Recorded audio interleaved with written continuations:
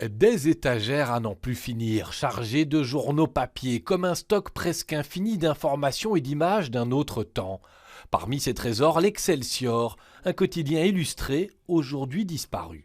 Alors la particularité, c'est qu'ils sont tout à fait photographiés, etc. Et au fait, quand on peut regarder les photos, on voit que les photos sont un peu retouchées, on voit des petites lignes, etc. pour pouvoir ressortir le relief du personnage de la photo, quoi. Ils viennent de France, d'Italie ou évidemment de Belgique, traqués par les deux vendeurs qui savent dénicher les perles. On a suivi des collections comme ça pendant 5 ans avant de mettre la main dessus. On les voyait passer de personne en personne, d'institution en institution, et à un moment, il y a quelqu'un qui s'en débarrasse, on les prend.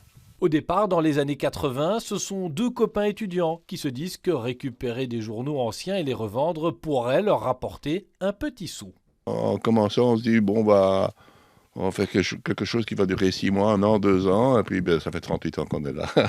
Voilà. Les gens cherchent le journal du jour de la naissance de leur grand-père, de leur petit ami, de leur maman, de leur belle-mère, de leur fiston, de tous les âges. Avec les années et à force de récolter dans les foires, les vides-greniers ou ailleurs, ce sont pas loin de 2 millions de journaux qui garnissent leur stock et qu'ils vendent en ligne. Il y a beaucoup d'émotions quand on reçoit ce journal. Il y a des gens, bien entendu, qui regardent ça d'une manière un peu fantaisiste, mais il y en a d'autres qui sont très émus.